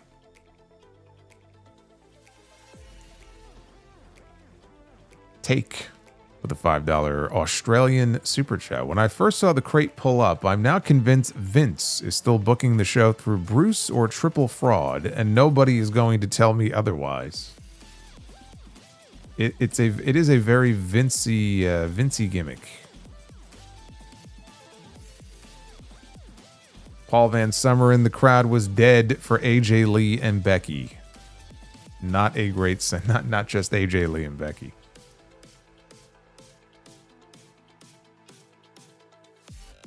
Eventually, the crowd will be replaced by AI robots. You know what? I don't think we're too far off from something like that where they can manipulate crowd reactions to be whatever they want it to be. AI is advancing so fast. Would you really be all that surprised at some point if, even in like highlight packages and stuff, if they started experimenting with that, would we even know the difference? If the technology, even as it exists now, existed 5 or 6 years ago when they were doing those COVID shows in front of no people, I think they would be toying around with AI and playing around with stuff like that. I think they'd be very tempted to try that. Only thing is, AI doesn't pay money for tickets. You still have to get people to pay money to come to the shows. AI ain't going to help you there. Jedi Joker says, yo, Solo, what's up? I don't super chat much, but I do listen and watch. I work third shift, and the product is more digestible when I don't have to watch and you cover it. Thank you for making work fly by quick. Well, that's why I'm here. I watch so you don't have to if you don't want to. Or if you want to, but you only want to know about the good stuff, I'll let you know what's good and what's not. A lot of people don't have time. There's a lot of wrestling, too much wrestling for some people. Only so many hours in a day. They can't watch it all, and so they rely on reviews and, you know, streams like this. Sometimes the streams are more interesting than the television show. For me, too. And I'm the one hosting it. Tonight, I think, is one of those nights. But thank you, Jedi. I appreciate that. MGM Ball and the heat on LA Knight went on for so long because Triple XL Nose was getting off to him looking weak, so he forgot to give the ref the cue. Also possible he yeeted himself during that entrance.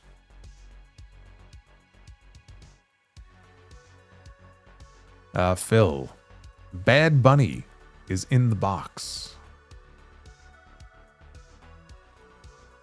Yeah, I doubt that. There might be a bunny in there. Again, the bunny would be dead at this point, but not Bad Bunny. Alex says, Brother Solo, I'm currently watching SummerSlam 95, specifically the Undertaker and Godfather casket match, and I'm thoroughly enjoying this show from 30 years ago more than today's Raw. Unreal shit. You and me both. I spent quite a bit of time on the vault, and it's sad. It is sad when you get more enjoyment out of watching that stuff than like I see a new video pop up, and especially if it's like a rare one or like a rare, you know, Coliseum video or something, and I'm like the joy that overcomes me. I wish like even going back like 2 years when they were building to WrestleMania 40, we had weeks like that where, yeah, I was truly excited to tune into the show and see what was going to happen. And I miss that feeling. You know, we hear people, we've heard people in the past, like with AEW, talk about restoring the feeling, right? I wish we could restore the feeling here too. I'm waiting for them to restore the feeling. Right now, the feeling is not there. I have no feeling. Chicago for MBK says, thank you for making this point. People like winners. Winning matters. And Nattie doesn't even have the crowd behind her like LA Knight. No, she does not. No, she does not. But again, if you're going to have this woman undergo this character transformation, again, they're so lazy with this stuff. It just drives me nuts. Commit to it. Commit to it or don't do it. But they half-ass it. Okay, sure. We'll change the music up a little bit. Change a little, you know, the camera shot. We'll change that. We'll change this. And then we'll proceed to book you exactly the way we've always booked you. And do absolutely nothing different. And then wonder why nobody responds to it. Dev to Dust. I hate the St. Louis Cardinals. Me too. Phil, so in 2023, when Shinsuke was facing Cody Rhodes, he got subtitles for his Japanese promos. But when Stephanie speaks Spanish, we're supposed to figure it out. Apparently, yeah. It was very weird because it went on for a while. It wasn't like some throwaway lines. It was like at least a minute long. And then her and Dom are just sort of arguing, and I'm like, I'm looking at Liv and I'm looking at Michael Cole, and they have no fucking idea what's going on. And I'm like, I don't know. I don't get it either. I don't know. But Phil, thank you for the $9.99. It's very much appreciated. Double S, can Gunther retire Dave Meltzer? Now that would be a very interesting match. Dave's probably got bigger arms than some of the people on the actual WWE roster. I wonder what a Dave Meltzer chop would look like.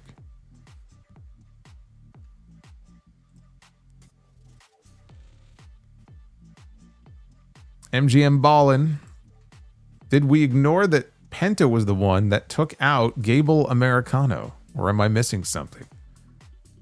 No. Nope.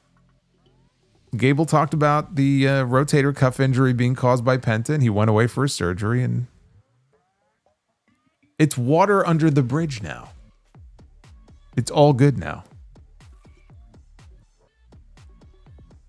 Kristen, inside the box is the Great Horned Rat or a VTuber. The Great Horned Rat? Is that like the Rat King? You know, we had a giant box once on SmackDown many years ago. Undertaker was in his big evil phase, and he opened it, and I want to say, was Brother Love in the box? I know there was a dog. I remember there being a dog. I don't remember. I think Brother Love was in. Oh my God, can you imagine Brother Love? They put fucking Bruce in the box. Can you keep him locked in there? My God, Brother Love is going to pop out of the box.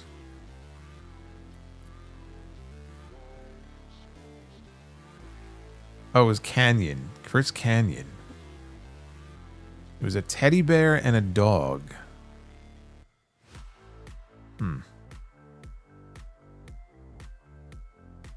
It was a puppy in one and Brother Love in a... There were 2 boxes? Wow, they had 2 boxes.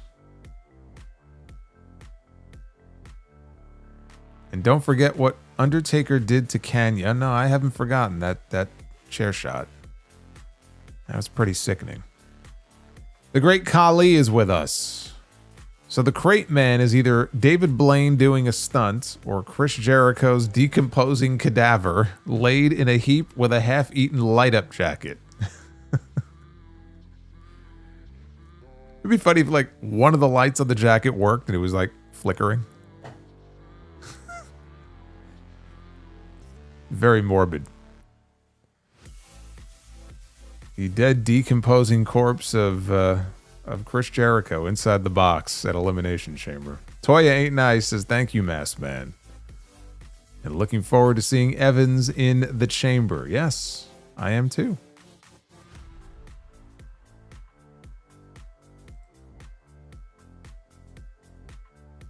Dried Chicken says, Raw tonight is like having a sponge cake. No icing. Barry MK, what if the box is just about WWE 2K26? Well, now that would be pretty fucking stupid. Wouldn't it? That would be very dumb. What exactly would be in the box that would be related to 2K26? I don't even understand what would be in the box.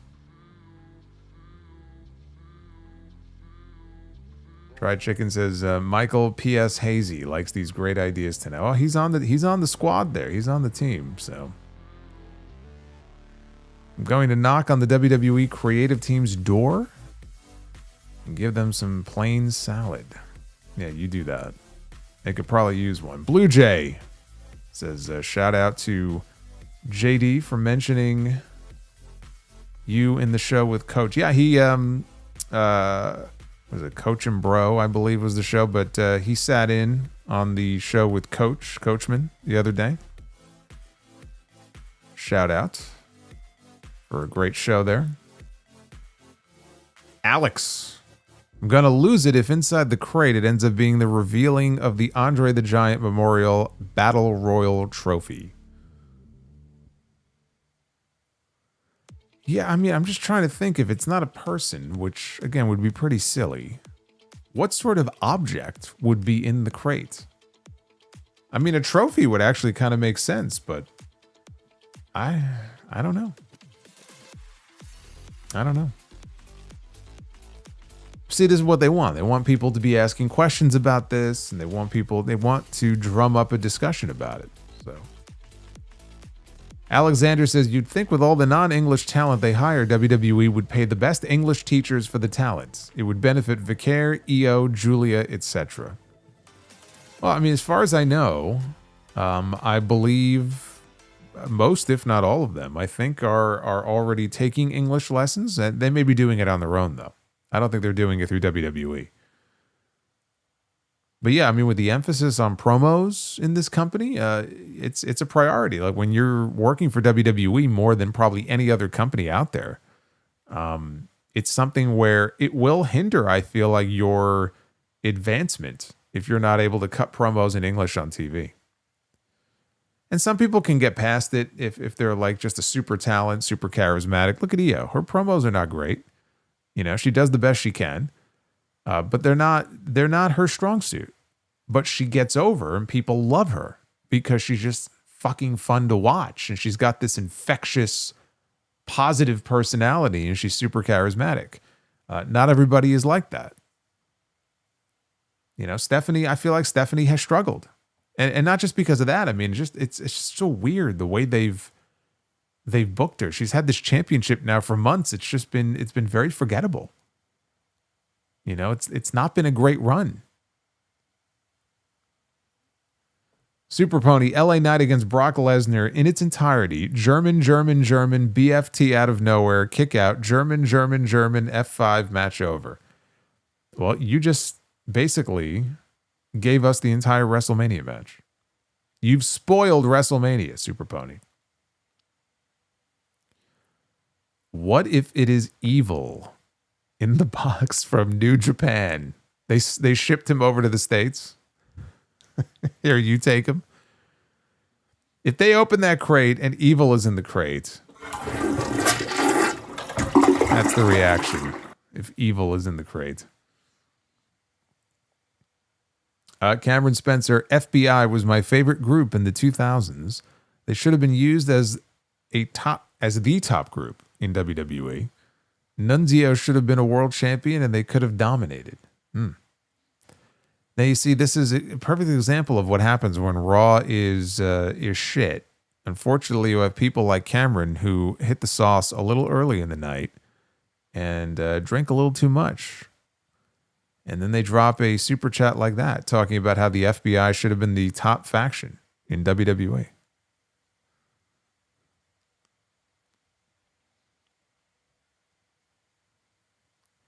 Ravens fan, 94. With a $9.99. WWE's number one problem is the fact that nothing is fun. There's nobody that makes you smile when you see them on TV like a Kelly Kelly or a Santino. I know they're not the best wrestlers, but they were fun characters. Well, somebody just mentioned him in the chat. You know who was fun?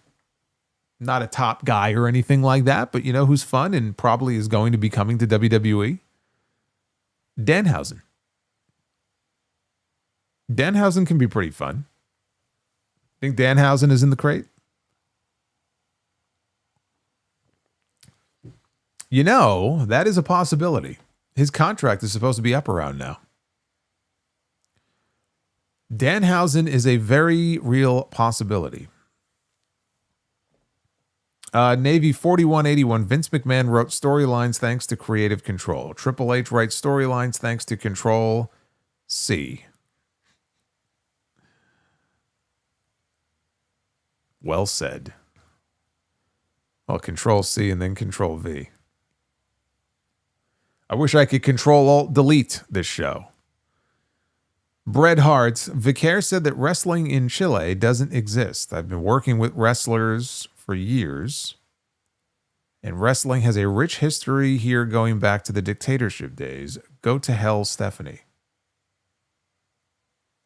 Oh, you are there. Are you there? Okay, so wait a minute. Wait a minute. Hold on a second here. So, are you in Chile? Is that what you're saying? Okay, so he takes great offense to Stephanie saying that there was no wrestling in Chile. He says, go to hell, Stephanie. Wow. Taking this very personal.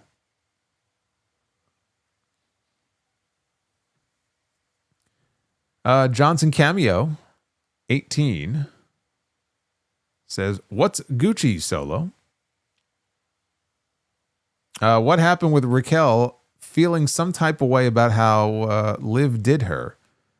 I remember Liv used to slap her and Raquel did nothing. WWE needs to progress story and characters better. No, but this is another issue with the Triple H way of booking. And the Judgment Day is a perfect example of this. Not only Raquel and Liv, Finn and Dom. He has teased and dragged it out for so long. All in the name of cinema, right? They're telling stories. Now, the problem is they take too long telling some of these stories. And they drag them out for so long that by the time you get to if you ever get the payoff, by the time you get to the payoff, it's like, well, you've already jumped the shark with it. You know, you've waited too long. That's one of the issues I've also had with Triple H's booking. Or there'll be like a television program. We kind of saw that with Damian Priest and Aleister Black, where it didn't work anyway. It didn't work from the beginning of it. It just, by the time it was over, nobody was any more over than they were when it first started. But it just went on for just weeks and weeks and weeks and weeks and weeks. And sometimes I look at this stuff and I'm like, why? You know, why? This is not fun. This is not interesting. Can't tell me that this is the best you can come up with here. Devin, with a $9.99, says, why did WWE use the exact same fake crowd noises for years, especially on taped episodes of SmackDown? Didn't Vince care how distracting and unauthentic it was? Apparently not. You know what I notice also? I notice even when I go back and watch some of the old stuff from like the 80s and 90s that I love. But if you go back and watch those syndicated shows or even some Saturday Night's Main Events that weren't live, you can tell. It's a lot more noticeable now that I'm older and I'm not watching it as a young child, that those crowds, those crowd reactions in many cases were piped in. They were sweetened. Because the telltale sign is watching the show and you can hear the noise and then you look at the crowd and they're just sitting on their hands. They're sitting still. They're not clapping. They're not moving. They're not cheering. And it's like, okay. It's very noticeable now when I go back and watch. But then you also have other shows where like you can see the crowd and they're moving and they're jumping up and down and they're screaming their heads off. And I'm like, man, what happened to those crowds? You know, somebody mentioned the Vault before. And they uploaded a match. This was like within the last like week or two. Never saw it before. This is what I love the Vault for. And it was a dark match at the end of probably a long marathon taping. The very first episode of Wrestling Challenge. It was at that taping. So it didn't air on TV. But it was Hulk Hogan and the Junkyard Dog against Paul Orndorff and I want to say Adrian Adonis. And holy shit, the crowd for this match was unbelievable. And I'm watching this and I'm like, man, like where have these crowds gone? You know, like it's just, it's depressing. Like what happened to that? And then I'll pop over to the WCW channel because they have their own content over there. And they uploaded a match recently from the Power Hour. And I want to say maybe it was 89. And it was, I mentioned this the other day. It was, it had to be right before Sting got kicked out of the Horsemen. And it was Sting, Flair, and Arn against the Great Muta, the Dragon Master, and Buzz Sawyer. And I don't know where they were. I want to say they were in Tennessee or, you know, one of these like Midwestern states. And again, this crowd was just, it was so electric. It wasn't like the biggest building, but the crowd was so loud and so electric. Like I would want to run there every week. It was incredible. And it almost ruins watching these shows now when you go back and you watch matches and shows like that have that kind of investment from the crowd. And I understand it was also a different time and people just, you know, kayfabe was still a thing and kayfabe now is fucking dead. I mean, you're watching the show, you'll see a bazillion ads for fucking Unreal season 2. And, you know, it's just different now. But, yeah, I you know, when you watch a show like the one tonight, it's very noticeable. It really is. It really is. The Winston Slip, your most controversial pro wrestling take. I don't know. I felt like I got a lot of pushback when I said that the first Iron Man match between Bret Hart and Shawn Michaels is very overrated, which I believe it is. Like, if I had to rank what I feel are my favorite or like the best Iron Man matches, it's not even top 3. It may not even be top 5, honestly, but it's definitely not top 3. Like, there's no way I'm ranking that Iron Man match ahead of Rock and Triple H or MJF and Bryan Danielson. Like, it's like, I'm not doing it. Super Pony, if evil is in the crate, everything is in fact evil. See what I did there? You thought that was a really good one when you put that together, didn't you? I bet you're proud of that one. Karate Chop Shop says, we thought it was real then. Now we are just watching a poor stage show. Yeah. I mean, we were younger too, to be fair, but I don't know. There were a lot of adults who were going nuts in those crowds. It wasn't just kids. I mean, they had a way to make you believe. You know, it's always been a show, especially back then with the ridiculous gimmicks and everything that Vince was doing. But they had a way to make you believe. You know, and when that goes away, and it's one of the reasons why, like, there are people who work for WWE who have said, like, they hate Unreal. They don't want to have anything to do with it. They don't like it. They hate it because it pulls the curtain back in ways that they wish they couldn't. But honestly, even before Unreal, the curtain was pulled back so much. When you give so much away, it does take away so many of those elements when they kind of smack you in the face with it. And I think that's a very big part of it. But you also, you know, you can't ignore the creative, you know, issues that they've had. It all comes down to story. It really does. You find the right people to tell the right story, and you will be rewarded. The fans will reward you. I believe that. And you'll get crowds that want to, you know, cheer their heads off and go nuts.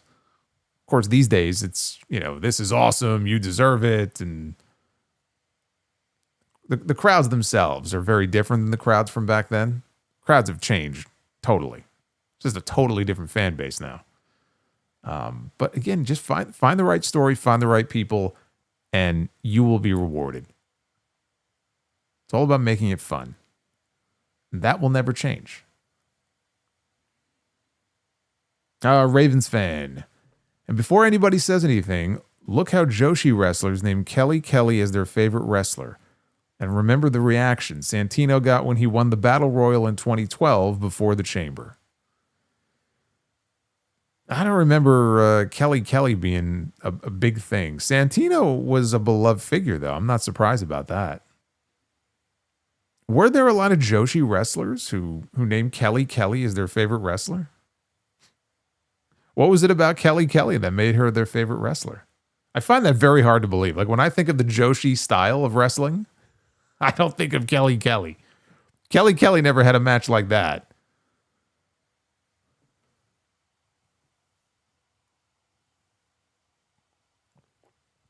Bret Hart.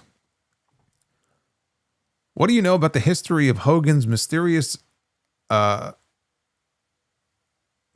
I think he meant brother. Horace's dad. Yeah, they said Horace was his nephew. I don't know anything. Everyone was Hogan's brother. I mean, he called everybody brother. It could be anybody. Everybody was brother to Hulk Hogan, so Horace could have many fathers. Super Pony, out of these four, who do you think would do best in AEW? Kevin Owens, Sami Zayn, Finn Balor, Chad Gable. Kevin Owens. I think they'd all do well, but Kevin Owens. And Ravens fan, bring back Rusev Day with Lana. No, we don't need Lana back. Rusev Day was a thing. It came and went. It was ruined. You can't bring it back. It's over and done. You got to find something new. Don't just go back to the old. You got to find something new. It was Rusev Day before. Now it could be something different.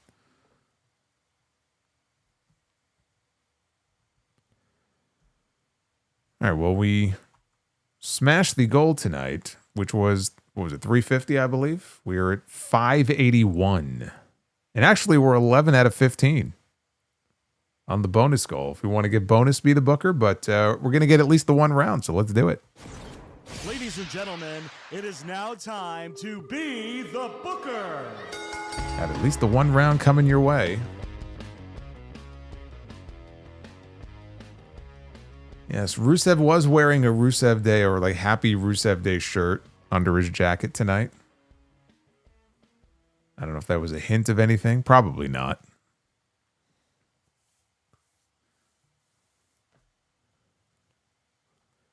All right, here we go. Well, speaking of brother, look who pops up on screen. Hulk Hogan and Brutus the Barber Beefcake. Or as they called him when he came back from his parasailing accident, Brutus the Bionic Barber Beefcake. This is the Mega Maniacs. This is Hogan after he deflated. Compare Hogan from 1990 to Hulk Hogan in 1993, and it almost looks like two different people. It'll be the Mega Maniacs against the Outsiders. Scott Hall and Kevin Nash. Look at this. The entire NWO, the original NWO, is represented in this match. And then you have the Disciple. So technically, we have 4 NWO members in this match. The Disciple was a member of the NWO.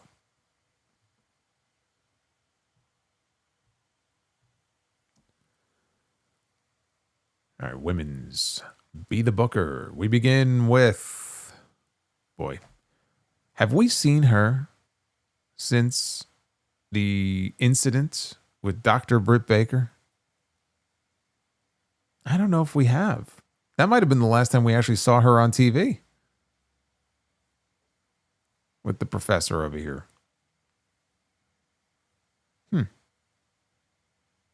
Yeah, I don't remember seeing her after that.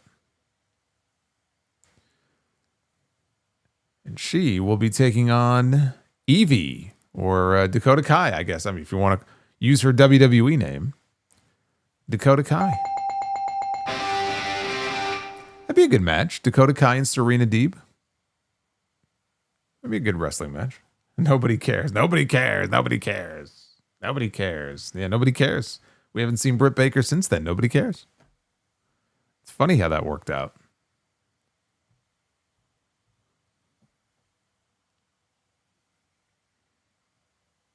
We haven't seen Camille. I have a theory about this. I have a theory that there is a room somewhere at the offices there in Jacksonville, like in the basement somewhere, where all of these women are just like chained to the wall or something. It's like something awful. You got Serena down there. Camille is down there. Britt Baker is down there. It's terrible. All right, in the main event, it is Triple H with his 2 belts here. Of course, he's got 2 belts in his hand. Triple H in the main event. He ain't working the show unless he's in the main event. We know that.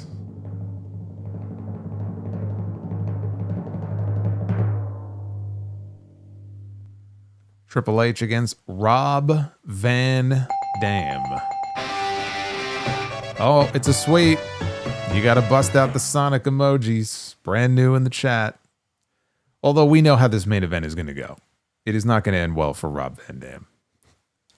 We know who is taking the pin in this match. There's really no mystery to it. There he is in the chat. There's Sonic. We got a Sonic sweep. Love it.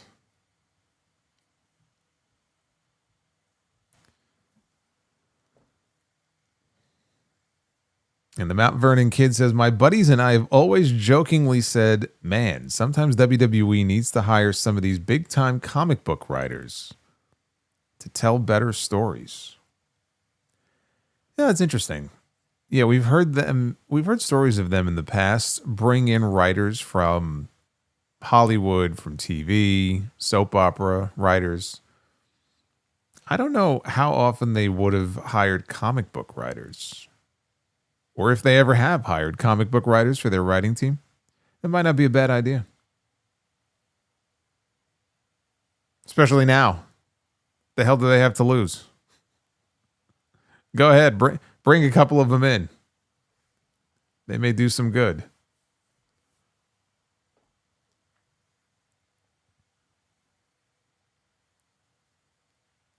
Do not hire comic book writers for Spider-Man. Those people ruin everything.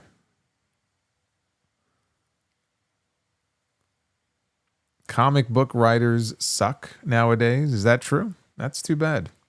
I used to collect comics. I had the Archie comics, but then I had Spider-Man, and what else did I have?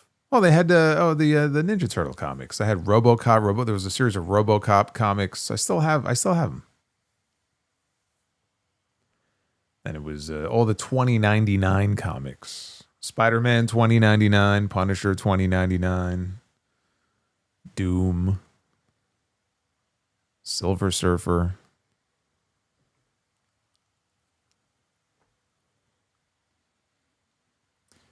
So tomorrow, let's do some housekeeping here just to let you guys know. Tomorrow is going to be episode 2 of the Uncrowned Wrestling Show. That'll be over on the Ariel Helwani show feed, wherever you get your podcast from. From Yahoo Sports, the Uncrowned Wrestling Show. And the one hosting is this guy right here. And we're going to talk about some of the key stories of the week and some other stories that maybe I did not cover on the Sound Off. It's going to be a good time. Should be about an hour or so. So if you want some wrestling, that'll be coming your way tomorrow. Later in the day, show will drop sometime probably early to mid-evening tomorrow. So we got a huge response to the first episode and the announcement and everything. You guys were awesome. I got so many messages about that. So let's do it up big. Episode 2 is tomorrow. But also, what I'm also very excited about is coming up on Friday. This is the reason why there will be no live SmackDown review this week. I will be at the NYC Arena for this. House of Glory, no turning back. Now it's official. MJF is defending the AEW World Championship. This is only the second time that the AEW World title is being defended by MJF on the independent scene. And I believe this will be the second time the AEW World title is defended in House of Glory. Because previously we had Swerve Strickland defending the title. But MJF is putting his title on the line against Zilla Fatu. And if you didn't see the promo that MJF cut on Zilla the other day, you got to go check that out. He laced into him. It was a hell of a promo. And Andrade El Idolo will be on the show, and he will be challenging for the HOG World Championship. And Andrade, I mean, he lost to Hangman on Saturday, but Andrade has been on one hell of a roll. He is putting in legitimately the best work of his career right now. And it's been fun to see.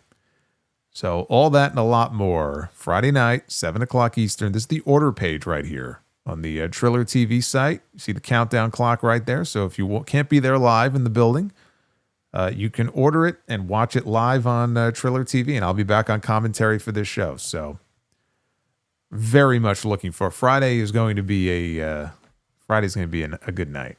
It's going to be a very interesting night. I'll just say that.